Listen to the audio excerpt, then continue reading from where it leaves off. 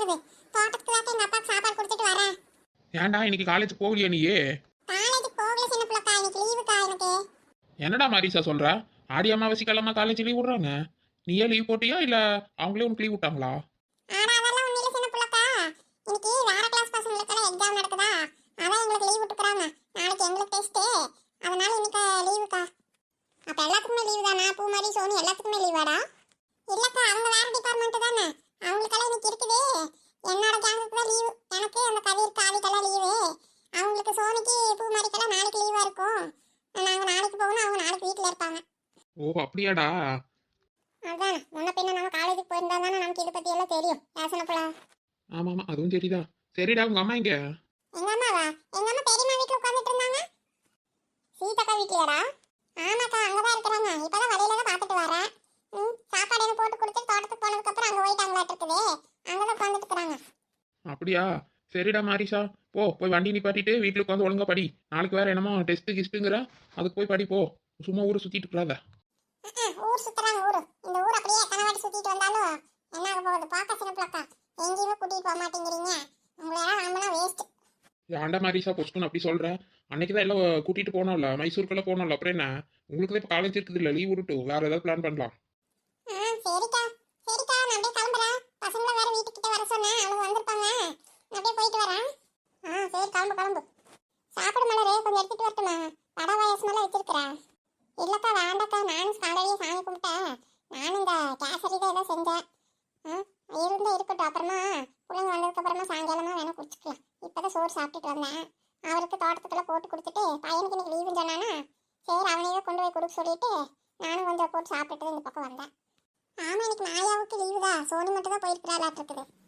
ஆமாக்கா, அவ புள்ள என்ன அவளுக்கு நாளைக்கு லீவுன்னு சொன்னா. ஏக்கா, கீதாக்கா வீட்டுக்கார் வந்த மாதிரி இருந்தது.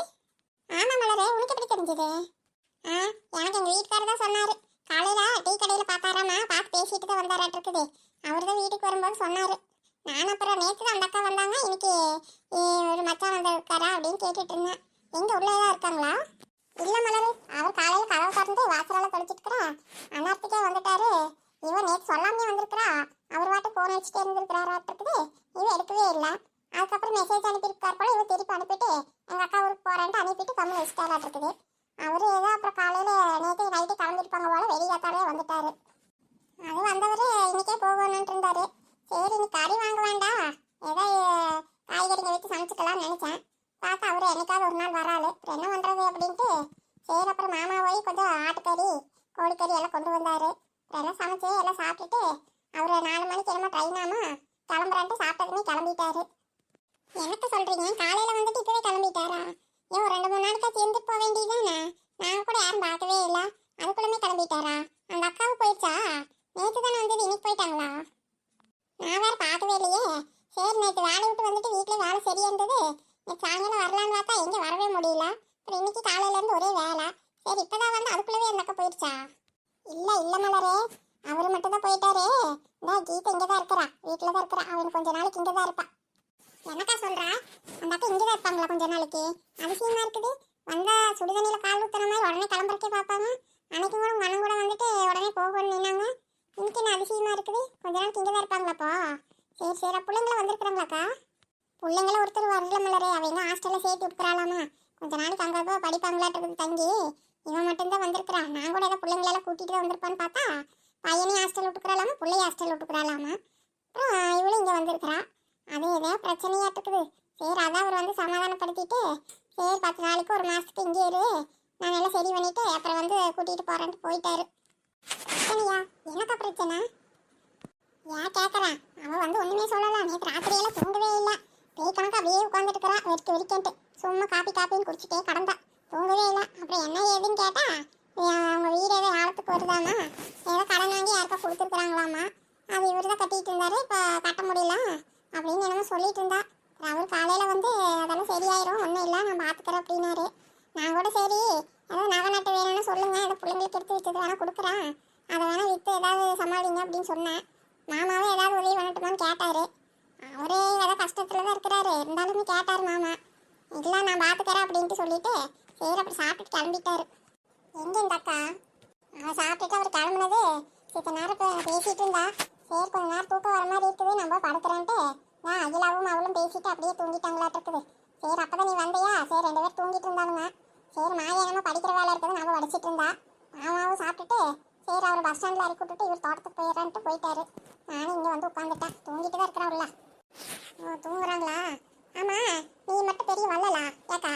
உனக்குலாம் என்ன சொன்னாலும் புத்தியே வராதுக்கா. உடனே ஏதாவது யாருக்காச்சும் உனக்கு கஷ்டம்னா உடனே பிள்ளைங்களுக்கு வாங்கி வச்சு நகை எடுத்து கொடுக்குறான் வித்துரு, இப்படிதான் நீ பேசுவியா? அன்னைக்கு அப்படியே எதை பேசிட்டு இருந்தா இப்போ அதே தான் பேசிட்டு இருக்கிறியா? வித்தா நீ வாங்கிடுவியா ஏக்கா? உனக்கெல்லாம் நீ என்னதான் நினைச்சிட்டு இருக்கிறேன்னு தெரிய மாட்டேங்குது. ஏமலர் கோவப்படுறேன், நான் அப்படி என்ன தப்பா சொல்லிட்டேன்? கோவப்படுறதுக்கு இல்ல, ஒவ்வொரு நகையா எப்படி வாங்குற, எப்படி கஷ்டப்பட்டு வாங்குற, நான் கூட இருந்து தானே பார்த்துட்டு இருக்கிறேன். ஒரு பவுன் 1/2 பவுன் எடுக்கிறதுக்கே இந்த காலத்துல முக்க வேண்டியதா இருக்குது.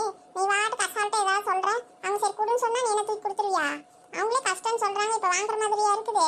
நீ ஆவணும் இதையே சொல்லாதீக்கா. உங்ககிட்ட இருந்தா கூட இல்லாட்டி கம்முன்னு இரு. பிள்ளைங்களோட நகை இருக்குது, வித்து தரேன் இதெல்லாம் என்ன நான் இன்னைக்கு பேசிட்டு இருக்கிறது? இதெல்லாம் கொஞ்சம் கூட சரியில்லை. இல்ல மலரு, வீடு ஆழத்துக்கு வரப்போகுதுன்னு சொன்னது எனக்கு என்ன செய்யறதுன்னு தெரியல. அதான் டக்குன்னு அப்படி சொல்லிட்டேன். அவங்க ஒன்றும் வாங்கல, வேண்டாம் தான் சொன்னாங்க. ஏக்கா வேணும்னு சொன்னா நீ உடனே தூக்கி கொடுத்துருவியா? பிள்ளைங்க என்ன சின்ன குழந்தைங்க நினைச்சிட்டு இருக்கிறியா?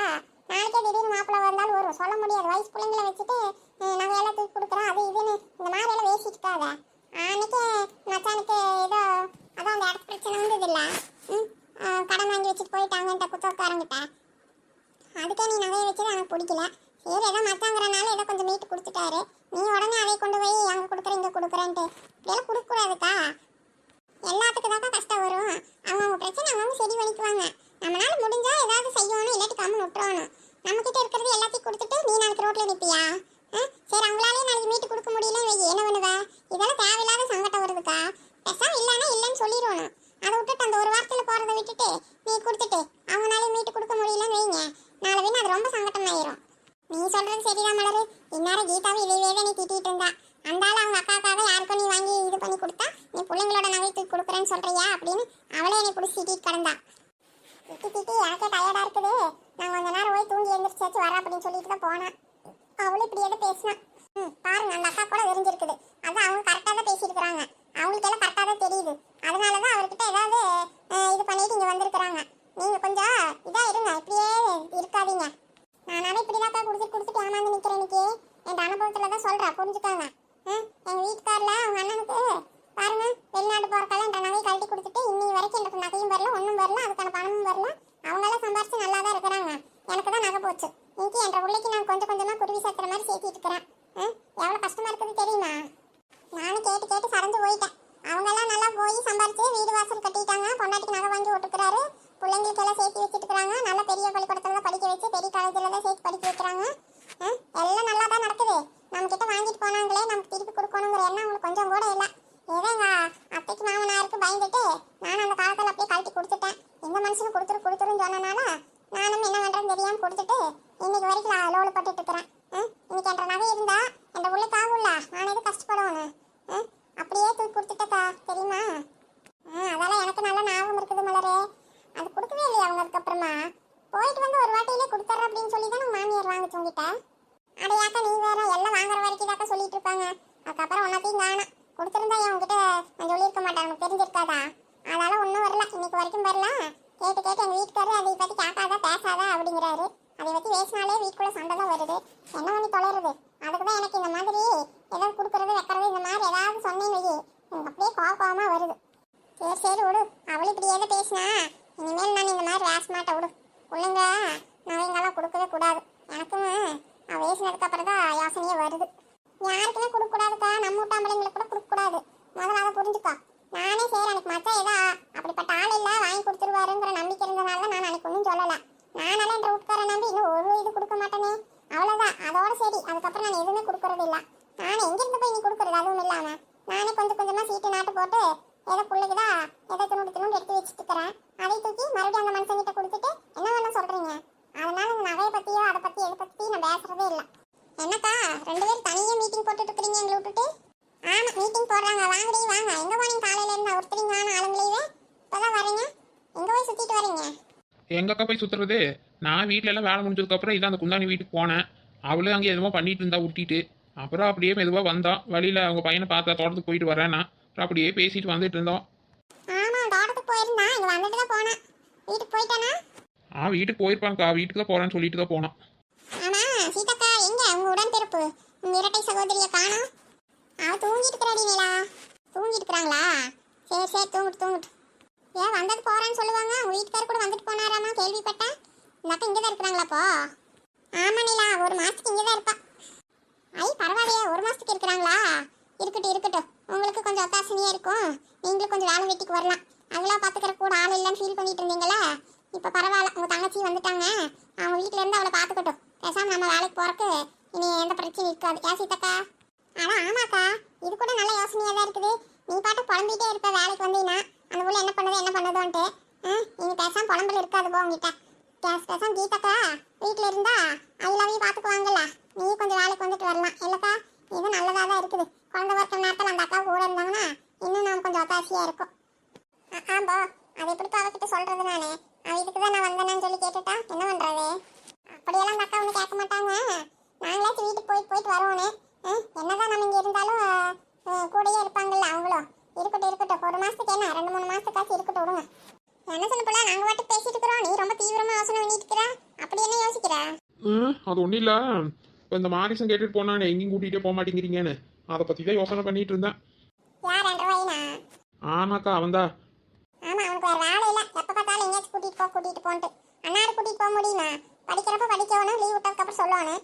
சும்மா அடிக்கடி இதையே சொல்லிட்டு இருப்பான். அடுத்த லீவ் வர வரைக்கும் இதையே சொல்லிட்டு இருப்பான். அவன் சொல்றதெல்லாம் பத்தி யோசனை பண்ணிட்டு இருக்கிறியா? வேற வேலை இல்லையே சின்ன பிள்ளை உனக்கு? அப்படி இல்லை, அவங்க படிக்கட்டும், காலேஜுக்கு போகட்டும். நம்ம எங்கேயாச்சும் போகிறத பற்றி அப்படியே யோசனை பண்ணிட்டு இருந்தேன். கீதக்கா வேறு வந்திருக்கிறாங்களா? அவங்களாம் நம்ம கூட எங்கேயுமே வந்ததுக்கு இல்லை. அவங்க இருக்கிறப்போ நம்ம எங்கேயாச்சும் போயிட்டு வரலாமான்னு அப்படியே ஒரு யோசனை தான் பண்ணேன். அப்போ நீ யோசிச்சாலே எனக்கு பயமா இருக்குது. நீ பாட்டு கதையா சொல்லி கூடாது சின்ன பிள்ளை. வயிற்று பிள்ளைக்காரி வீட்டில் வச்சுட்டு நான் எங்க வந்து ஊர் சுத்துறது? என்னால வர முடியாது. நீ ஒன்றும் யோசிக்க வேண்டாம். வீடியோ பிடிச்சிருந்தா நம்ம அருவி கார்ட்டூன் தமிழுக்கு சப்ஸ்கிரைப் பண்ணி வைங்க ஃப்ரெண்ட்ஸ்.